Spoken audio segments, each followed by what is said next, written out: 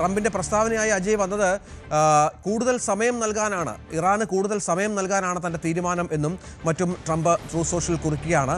നാവിക ഉപരോധം തുടരുമെന്ന് പറയുന്നു. പക്ഷേ ഒരു പ്രധാനപ്പെട്ട കാര്യം ട്രംപ് വ്യക്തമാക്കുന്നത് നാവിക ഉപരോധം തുടരാൻ നിർദ്ദേശിച്ചിട്ടുണ്ട്. ഒപ്പം ഇറാനിയൻ ആഭ്യന്തര പ്രശ്നങ്ങൾ ചർച്ചകൾ തകരാൻ കാരണം എന്നുള്ള ഒരു പ്രസ്താവന കൂടി ട്രംപിൻ്റെ ഭാഗത്തുണ്ടാകുന്നു. പാകിസ്ഥാൻ നേതാക്കളാണ് ചർച്ചകൾ നീട്ടാൻ ആവശ്യപ്പെട്ടത്. ഇറാൻ സർക്കാർ ഗുരുതരമായി ഭിന്നിച്ചിരിക്കുകയാണ്. വെടിനിർത്തൽ നീട്ടണമെന്ന് പാകിസ്ഥാൻ ഫീൽഡ് മാർഷൽ അസിം മുനീർ, പ്രധാനമന്ത്രി ഷഹബാസ് ഷെരീഫ് എന്നിവർ അഭ്യർത്ഥിച്ചു.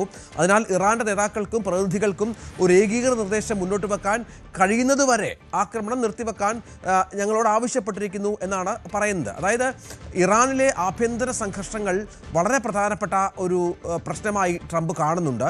ഒപ്പം അത്തരത്തിലുള്ള ചില വ്യാഖ്യാനങ്ങളൊക്കെ വന്നിട്ടുണ്ട്. കാരണം ഇറാനിൽ വലിയ ആഭ്യന്തര പ്രശ്നങ്ങളുണ്ട് എന്നുള്ളതും ഇറാനുമായി ബന്ധപ്പെട്ട് നേതാക്കൾ തമ്മിൽ ഭിന്നതയുണ്ട് എന്നുള്ള വിവരങ്ങളൊക്കെ പുറത്തു വരുന്നുണ്ട്. ഹോർമുസ് തുറന്നതുമായി ബന്ധപ്പെട്ട് നേരത്തെ ഇത്തരം ഭിന്നതകൾ ഉണ്ടായിരുന്ന പശ്ചാത്തലമുണ്ടായിരുന്നു. ആ ഭിന്നത ഉണ്ടാകുന്നത് ഹോർമുസ് തുറന്നതുമായി പ്രഖ്യാപിക്കുന്ന അബ്ബാസ് അരഗ്ജിയാണ്. പക്ഷേ അതിനെതിരെ അവിടുത്തെ മാധ്യമങ്ങളും മുതിർന്ന നേതാക്കളുമൊക്കെ വലിയ തോതിലുള്ള അഭിപ്രായ വ്യത്യാസം പങ്കുവച്ചിരുന്നു. ശത്രുരാജ്യത്തിന് കീഴടങ്ങുകയാണ് എന്നുള്ള തരത്തിലാണ് അന്ന് നിരീക്ഷണങ്ങൾ വന്നിരുന്നത്. മൊസ്ദബയുടെ പിടി അയയുന്നു. നമുക്കറിയാം മൊസ്ദബ ഖമനേയി അവരുടെ പുതിയ പരമോന്നത നേതാവിൻ്റെ ആരോഗ്യസ്ഥിതി വളരെ പ്രയാസകരമായ രീതിയിലാണ്. റഷ്യയിൽ ചികിത്സയിലാണ് എന്നുള്ള വിവരങ്ങളൊക്കെ പുറത്തു വരുന്നുണ്ട്. മൊസ്ദബയ്ക്ക് ഇപ്പോൾ ഈ ഇറാൻ്റെ ഭരണ നേതൃത്വത്തിൽ ഉറച്ച തോതിലുള്ള പിടിയില്ല എന്നുള്ള വിവരങ്ങൾ കൂടി പുറത്തു വരുമ്പോൾ ഉറച്ച നേതൃത്വമില്ലാത്തത് ഇറാന് പല കാര്യങ്ങളിലും വിനയാകുന്നു. അതാണ് ട്രംപിൻ്റെ പ്രസ്താവനയിലൂടെ വ്യക്തമാകുന്നത് എന്ന് വേണം മനസ്സിലാക്കാൻ. അജയ്, അതൊരു പ്രധാന പ്രശ്നമാണല്ലോ. യുദ്ധമുനമ്പിൽ നിൽക്കുമ്പോഴും കൃത്യമായ നേതൃത്വമില്ലാത്ത ഒരു രാജ്യമായി ഇറാൻ മാറുകയാണോ? രഞ്ജിത്ത്, ഇപ്പോൾ ഇറാന്റെ നേതൃത്വത്തിലുള്ള ആളുകൾ തമ്മിൽ പലതരം അഭിപ്രായ ഭിന്നതകൾ ഉണ്ട് എന്നത് പലതരം കാര്യങ്ങൾ കൊണ്ട് നമുക്ക് മനസ്സിലാക്കാവുന്ന ഒന്നാണ്. കഴിഞ്ഞ ദിവസം തന്നെ അതിൻ്റെ ചില സൂചനകളുണ്ടായിരുന്നു. അതായത് ഈ ഹോർമുസ് കടലെടുക്ക് പൂർണ്ണമായി തുറക്കുന്നു എന്ന പ്രസ്താവന പുറത്തു വന്നതിന് ശേഷം ഇറാന്റെ മുതിർന്ന നേതാക്കളിൽ പലരും പരസ്യമായ പ്രതികരണത്തിനൊന്നും തന്നെ തയ്യാറായിരുന്നില്ല. അതിപ്പോൾ ഇറാന്റെ വിദേശകാര്യമന്ത്രിയായിട്ടുള്ള അബ്ബാസ് അരഗ്ചി ആണെങ്കിലും അതുപോലെ അവരുടെ പാർലമെന്റ് സ്പീക്കറായിട്ടുള്ള മുഹമ്മദ് ബാഖർ ഖാലിബാഫ് ആണെങ്കിലും അവരൊന്നും തന്നെ പരസ്യമായി പ്രതികരിക്കാൻ തയ്യാറായിരുന്നില്ല. ഇപ്പോൾ അബ്ബാസ് അരഗ്ചിക്ക് പകരം പലപ്പോഴും അവരുടെ വിദേശകാര്യ വക്താവായിട്ടുള്ള ഇസ്മായിൽ ബഗേയിയാണ് ആ സമയത്ത് പല പൊതുവായിട്ടുള്ള പ്രതികരണങ്ങളും നടത്തിയിരുന്നത്. അപ്പോൾ ഈ കാര്യത്തിൽ തന്നെ ഇറാന്റെ നേതൃനിരയിൽ പലതരം അഭിപ്രായ ഭിന്നതകൾ ഉണ്ട് എന്ന് വ്യാഖ്യാനിക്കാൻ ഒരു കാരണമായിട്ടുണ്ട്. പല മാധ്യമ റിപ്പോർട്ടുകളും ഇതിനെ സംബന്ധിച്ചുണ്ടായിരുന്നു. അപ്പോൾ ഈ ഒരു കാര്യം തന്നെയാണ് US നിലവിൽ ചൂണ്ടിക്കാട്ടുന്നത്. ട്രംപ് തന്റെ പോസ്റ്റിൽ ഒരു പ്രധാനപ്പെട്ട ഇപ്പോൾ തൻ്റെ ഒരു വെടിനിർത്തൽ നീട്ടിവെക്കാനുള്ള തീരുമാനത്തെ ന്യായീകരിക്കാനുള്ള കാരണമായിട്ട് എടുത്തു കാണിക്കുന്നതും ഈ അഭിപ്രായ ഭിന്നതകളെ സംബന്ധിച്ചുള്ള റിപ്പോർട്ടുകളാണ്. ട്രംപ് ഇക്കാര്യം തൻ്റെ പോസ്റ്റിലൂടെ എടുത്ത് സൂചിപ്പിക്കുന്നതിന് മുൻപ് തന്നെ പലതരം റിപ്പോർട്ടുകൾ ഇതിനെ സംബന്ധിച്ചുണ്ടായിരുന്നു. അതേ കാര്യം തന്നെ, അതായത് ഇത്തരം അഭ്യൂഹങ്ങൾ വെച്ചിട്ടാണ് ഇപ്പോൾ നമുക്ക് പൊതുവായിട്ട് ഇപ്പോൾ നമുക്ക് സ്ഥിരീകരിക്കാവുന്ന റിപ്പോർട്ടുകളൊന്നും വന്നിട്ടില്ല. ഇത്തരത്തിലുള്ള പല കാര്യങ്ങൾ കൊണ്ട്, പ്രത്യേകിച്ച് നേരത്തെ പറഞ്ഞതുപോലെ ഹോർമുസ് വിഷയത്തിൽ ഉൾപ്പെടെ പല നേതാക്കളും പ്രതികരിക്കാത്തതും അതുപോലെ അമേരിക്കൻ ഉപരോധം തുടരുന്ന പശ്ചാത്തലത്തിൽ മുതിർന്ന നേതാക്കളുടെ ഒരു സമ്മർദ്ദം കാരണം തന്നെയാണ് ഹോർമുസ് വീണ്ടും അടയ്ക്കാൻ തീരുമാനിച്ചത് എന്നുള്ള ഒരു കാര്യങ്ങളൊക്കെ തന്നെയുണ്ട്. കാരണം ഈ വീണ്ടും ആക്രമണം ആരംഭിക്കും എന്നുള്ള മുന്നറിയിപ്പ് ആദ്യം നൽകുന്നത് മുഹമ്മദ് ബാഖർ ഖാലിബാഫാണ്. ഈ ഹോർമുസ് തുറക്കുന്ന വിഷയത്തിലോ അല്ലെങ്കിൽ പാകിസ്ഥാനിൽ നടന്ന ചർച്ചയുടെ കൂടുതൽ വിശദാംശങ്ങളെ സംബന്ധിച്ചോ ഇവരുടെ ഭാഗത്തു നിന്നൊന്നും തന്നെ യാതൊരുവിധ പ്രതികരണവും ഉണ്ടായിരുന്നില്ല.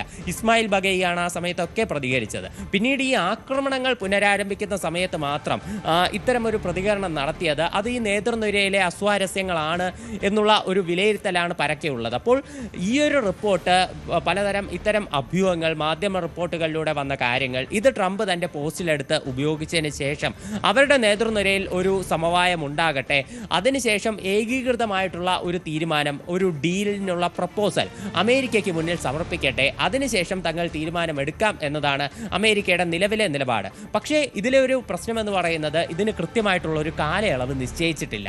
ഈ കാലയളവ് നിശ്ചയിക്കാത്തതിനാൽ തന്നെ ഇറാൻ ഒരു തീരുമാനം അറിയിക്കാത്തിടത്തോളം കാലം അമേരിക്കയ്ക്ക് കാത്തിരിക്കേണ്ടി വരും എന്നത് അതായത് അമേരിക്കയുമായി ബന്ധപ്പെട്ട ഈ ട്രംപ് ഇത്തരം കാര്യങ്ങൾ പറയുന്നുണ്ട് എങ്കിൽ പോലും എത്ര നാൾ ഈ വെടിനിർത്തൽ ഉണ്ടാകുമെന്ന കാര്യത്തിൽ ട്രംപിനും വ്യക്തതയില്ല, ഇറാനുമായി ബന്ധപ്പെട്ട ഉറപ്പും കിട്ടിയിട്ടില്ല. അപ്പോൾ അനിശ്ചിതകാലത്തേക്ക് ഒരു പക്ഷേ ഈ വെടിനിർത്തൽ നീണ്ടേക്കാം. പക്ഷേ ഹോർമുസിലെ ഉപരോധം അമേരിക്ക മുന്നോട്ട് കൊണ്ടുപോകുന്നത് ചൈന അടക്കമുള്ള ലോകരാജ്യങ്ങൾക്ക് രാജ്യങ്ങൾക്ക് വലിയ പ്രശ്നമുണ്ടാക്കിയിട്ടുണ്ടെന്ന കാര്യത്തിൽ സംശയമില്ല. സ്വാഭാവികമായും അത്തരം ഇടപെടൽ കൂടി പ്രതീക്ഷിക്കണം.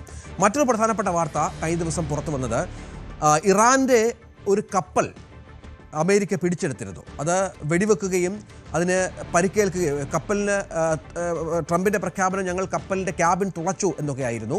അത്തരത്തിൽ ഒരു കപ്പൽ പിടിച്ചെടുത്ത പശ്ചാത്തലമുണ്ടായിരുന്നു. ഇതുമായി ബന്ധപ്പെട്ടൊരു പുതിയ വിവരം പുറത്തു വരുന്നത് ഈ കപ്പലുമായി ബന്ധപ്പെട്ട് ചില ദുരൂഹതകളുണ്ട്. MV ടൗസ്ക എന്ന് പറയുന്നത് വെറും ഒരു ചരക്ക് കപ്പൽ മാത്രമല്ല, മിസൈൽ നിർമ്മാണത്തിന് ആവശ്യമായ സാമഗ്രികൾ ചൈന ഇറാന് നൽകുന്നുണ്ട്. ആ സാമഗ്രികളുമായി പശ്ചിമേഷ്യയിലേക്ക് വന്ന കപ്പലാണ് എന്നാണ് ഇപ്പോൾ പറയുന്ന പ്രധാനപ്പെട്ട ഒന്ന്. ചൈനയുടെ പങ്ക് ഇതോടുകൂടി ഈ യുദ്ധവുമായി ബന്ധപ്പെട്ട ചർച്ചയാവുകയാണ്. പലപ്പോഴും ഒരു മധ്യസ്ഥൻ്റെ റോള് ചൈന വഹിക്കുന്നുണ്ട് എങ്കിൽ പോലും ഇത്തരത്തിൽ ചില നീക്കങ്ങൾ ചൈനയുടെ ഭാഗത്തുണ്ടാകുന്നുണ്ട്. പരോക്ഷമായി ചില പിന്തുണകൾ ഇറാൻ ലഭിക്കുന്നുണ്ട് എന്ന കാര്യം കൃത്യമാണ്. കാരണം ഇറാനുമായി വളരെ അടുത്ത ബന്ധമുള്ള ഒരു രാജ്യമാണ്. സൈനിക തലത്തിൽ സഹകരണമുണ്ട്, നയതന്ത്ര തലത്തിൽ പലയിടത്തിലുള്ള ഇടപാടുകളുണ്ട്.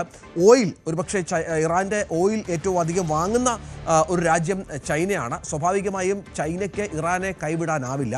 അപ്പോൾ ചൈനീസ് നിർമ്മിത മിസൈലുകളുടെ ഉപയോഗം ഇറാൻ നടത്തുന്നുണ്ട് എന്നും ഗൾഫ് രാജ്യങ്ങളിലടക്കം വീണ ഇറാൻ്റെ മിസൈലുകളിൽ ചൈനയുടെ മുദ്രയുണ്ട് എന്നുമൊക്കെയുള്ള ആക്ഷേപങ്ങൾ ഉയർന്നിരുന്നു. ഇതുമായി ബന്ധപ്പെട്ടിപ്പോൾ അമേരിക്കയുടെ റിപ്പബ്ലിക്കൻ നേതാവ് നിക്കി ഹേലി എക്സിലൂടെ നടത്തിയ വെളിപ്പെടുത്തലിൽ ഒരു നയതന്ത്ര ബോംബായിരുന്നു ഇത്, ചൈന ഇറാനെ പിന്തുണയ്ക്കുന്നു, ഇത് അവഗണിക്കാൻ കഴിയാത്ത യാഥാർത്ഥ്യമാണ് എന്നൊക്കെ വ്യക്തമാക്കുകയാണ്. ഇതിപ്പോൾ നേരത്തെ നമ്മൾ ഇത്തരം MV ടൗസ്കയുമായി ബന്ധപ്പെട്ടാണ്, ഇത് വെറും ചരക്ക് വാഹനമല്ല, മറിച്ച് ലോക സമാധാനം തന്നെ മാറ്റിമറിക്കാൻ പോകുന്ന ഒരു വലിയ നിഗൂഢതയുടെ തെളിവാണ് എന്നാണ് US റിപ്പബ്ലിക്കൻ നേതാവിൻ്റെ ആരോപണം. പക്ഷേ ഔദ്യോഗികമായി അമേരിക്ക ഇതുമായി ബന്ധപ്പെട്ട് പ്രതികരിച്ചിട്ടില്ല എങ്കിൽ പോലും ഇറാൻ ചൈന ബന്ധത്തിന് കൂടുതൽ തെളിവുകൾ പുറത്തു വരുന്നു എന്നുള്ളതാണ് ഏറ്റവും പ്രധാനപ്പെട്ട കാര്യം. ഇതിപ്പോൾ ഔദ്യോഗികമായി പ്രതികരിച്ചിട്ടില്ല ആരും അജയ്. പക്ഷേ അപ്പോഴും നേരത്തെ ഉണ്ടായ ചില ആക്ഷേപങ്ങൾ, ദുരൂഹതകൾ ചൈന പരസ്യമായി സമ്മതിച്ചിട്ടില്ല എങ്കിൽ പോലും കുറച്ചുകൂടി ഇത്തരം കാര്യങ്ങൾക്ക് തെളിവുകൾ അമേരിക്ക കിട്ടുന്നു എന്ന് വേണമെങ്കിൽ കരുതാം.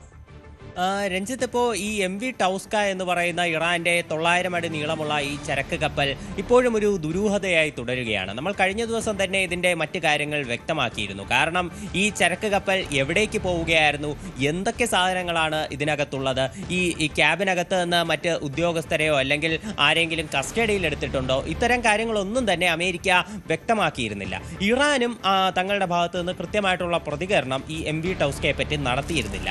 അപ്പോൾ മൊത്തത്തിൽ ഒരു പുകമറ ഈ കപ്പലിനെ സംബന്ധിച്ചുണ്ട്. ഇപ്പോൾ ഈ കപ്പൽ എവിടെയാണ്, അതിനെ എന്ത് സംബന്ധിച്ചു എന്ന് പോലും കൃത്യമായിട്ടുള്ള റിപ്പോർട്ടുകൾ പുറത്തു വന്നിട്ടില്ല.